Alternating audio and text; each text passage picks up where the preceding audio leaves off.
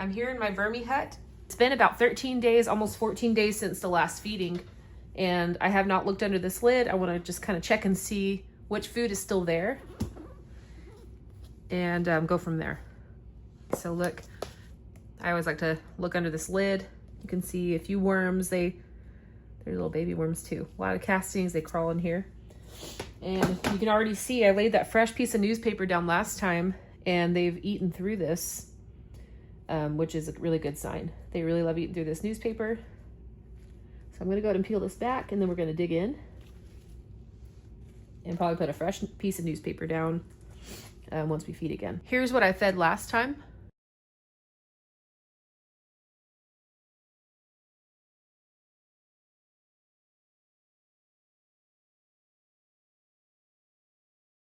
So looking now, there are so many castings right here. So like I said, a lot of that food was fast food. It's obviously not fast food like McDonald's or something, but fast food as in they eat it quickly versus a slow food. Like I still feel this corn cob in here. This is a much slower food. But remember, we had tons of shredded carrots and old lettuce. Here's actually, this is funny. There's like one piece of shredded carrot in here, but the rest of it, I'm not seeing any more of that feeding we fed last time, except for, like I said, the slow foods. There's the corn cobs. So interesting. So the slower foods are things like skins, like this is that sweet potato skin. It's still there, looks the same. Mango seed looks the same. So the skins of things, but look at how dark and rich this looks. There's so many castings in this and a lot of worms in there. So we're gonna fluff this up. Definitely are ready for another feeding, and I have a good one for them. So while I'm fluffing this up, I like to feel the moisture level, and what you want to do is you squeeze and you don't see any drops of water coming out. If you see like 1 or 2 drops, that's perfect, but you see how it holds together like this? But then when you press on it, it comes right apart. So you don't want it to be more wet than that, and then if it's just kind of, you squeeze in, it's falling apart like that, you definitely need to add more moisture. And worms breathe through their skin, so it's very important to make sure that their bedding is at a good moisture level. But this is feeling really good. There's so many castings. I did put a lot of cardboard in here last time, so I'm just mixing this throughout. But there's so many castings that are mixed throughout this. And these castings hold onto moisture so well. That's why it works really well in soil mixtures or in gardens. Because not only is it giving it so many nutrients, but it holds on to moisture and helps retain that moisture, if that makes sense. So I'm gonna finish fluffing this up and then we'll do a new feeding.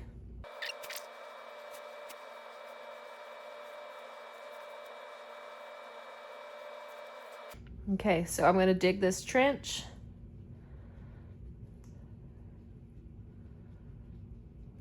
And this is a method that I see Patrick from Vermicompost learn by doing. He's commented on a few of my videos and I'm totally fangirling, but his videos are awesome. Gives some great ideas and really good tips on how to run your VermiHut. So we got this trench and I'm gonna get some shredded cardboard first. We're gonna put this in here. Just gonna help soak up a lot of the moisture from the wet feeding I'm gonna do.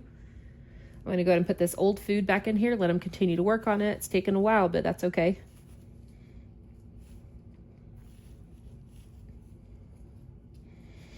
And here are a few foods that have been frozen and then thawed. That helps break down the cell walls to make it a lot easier for them to get into. So here we got a banana peel. We got some celery stalks. I think that's what you call them.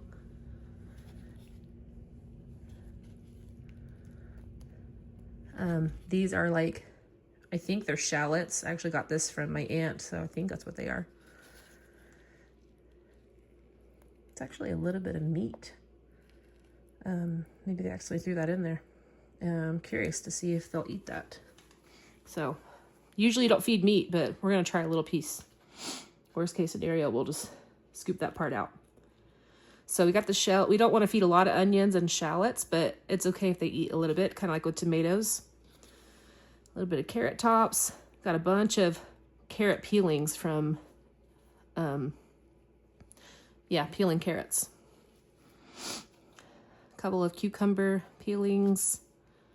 This looks like a piece of ginger or something. I don't know. We'll try that out.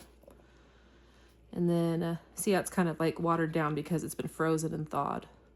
I think that's like a, I don't know, green onion maybe. But that looks pretty good. I'll just pour this juice right on there.